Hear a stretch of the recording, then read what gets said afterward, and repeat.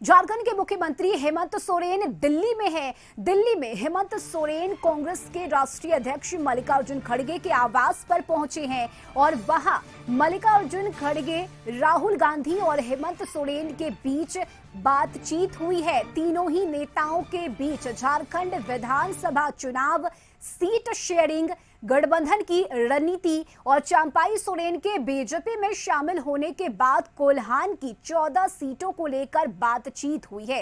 कोल्हान के 3 जिलों पूर्वी सिंहभूम, पश्चिमी सिंहभूम और सरायकेला की 14 सीटों में से 2019 के चुनाव में जेएमएम को 11, कांग्रेस को 2 और 1 सीट निर्दलीय ने जीती थी। चंपाई सोरेन के बीजेपी में शामिल होने के बाद हालात अब शायद दूसरे होंगे। हेमंत सोरेन हालांकि अजमेर दरगाह होते हुए दिल्ली पहुंचे थे।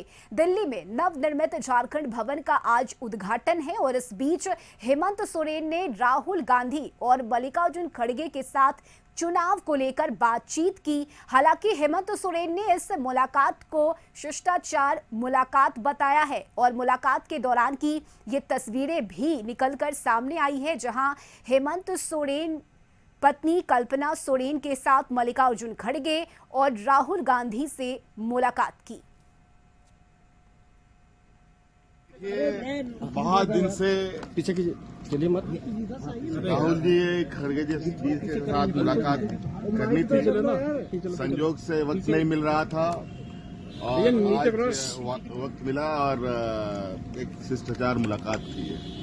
सर, झारखंड चुनाव को लेकर कोई चर्चा हुई आप लोगों की? अब होगी सर, जातीय जनगणना पे सर आरएसएस का बयान आया है, कैसे देखते हैं उसको? अरे विपक्ष के लोग हैं, वो तो अपने बयान देंगे, अपने बयान पर रहने दीजिए, हमें अपने काम करने दीजिए। और दिल्ली से सहयोगी अंकित इस वक्त हमारे साथ जुड़ गए हैं। अंकित, हेमंत सोरेन की मुलाकात हुई है राहुल गांधी और मल्लिकार्जुन खड़गे से। इस मुलाकात को हेमंत सोरेन ने शिष्टाचार मुलाकात बताया है, लेकिन जाहिर सी बात है कि राजनीतिक बातचीत भी इस दौरान हुई है।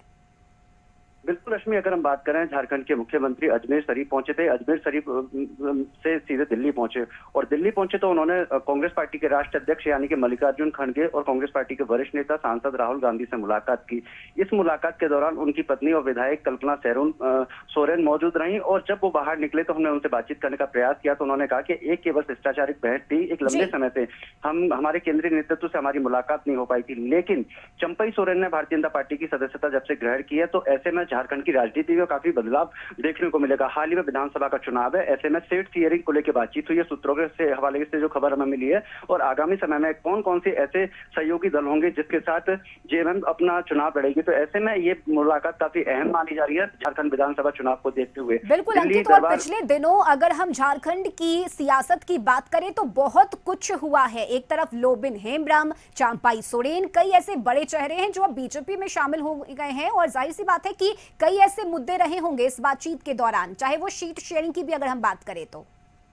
बिल्कुल निश्चित तौर पर रश्मि, अगर हम बात करें जिस तरीके से चंपाई सोरेन ने भारतीय जनता पार्टी की सदस्यता ली और भारतीय जनता पार्टी के जो तमाम नेता हैं यानी कि जो प्रभारी और सह प्रभारी बनाए गए उनकी मौजूदगी में और प्रदेश अध्यक्ष बाबूलाल मरांडी की मौजूदगी में सदस्यता ग्रहण की गई। ऐसे में उनकी तरफ से भी शक्ति प्रदर्शन किया गया। लगातार आज दिन रोड शो हो रहे हैं, बड़ी संख्या में उनके समर्थक उनके हौसला अफजाई कर रहे हैं। तो आगामी समय विधानसभा का चुनाव है, ऐसे में हेमंत सोरेन को कहीं ना कहीं इस बार विधानसभा चुनाव में कोई ना कोई घाटा हो सकता है। उसको देखते हुए पार्टी का हाईकमान है, उसने दिल्ली बुलाया और कहीं ना कहीं उसको लेकर चिंतन और मंथन किया गया कि आगामी समय विधानसभा का चुनाव है, ऐसे में आप लोगों की क्या रणनीति रहेगी। तो राहुल गांधी की तरफ से भी कहीं ना कहीं कई संकेत दिए गए कि इस तरीके से आपको पार्टी के कार्यकर्ताओं, सरकार की नीति और योजनाओं को जनता के बीच में लेके जाना है। लेकिन अब देखने वाली बात यह होगी जिस तरीके से चंपाई सोरेन लगातार रोड शो प्रदर्शन कर रहे हैं तो वहीं झारखंड के मुख्यमंत्री हेमंत सोरेन आदिवासी समाज हो या फिर झारखंड की जनता, उसके लिए तमाम नीति और योजनाओं की सौगात देने का काम कर रहा है। अब एक स्थिति बिल्कुल साफ होगी कि जिस तरीके से विधानसभा का चुनाव नजदीक आ रहा है, ऐसे में दोनों नेताओं की क्या रणनीति रहेगी और आने वाले समय विधानसभा चुनाव के समय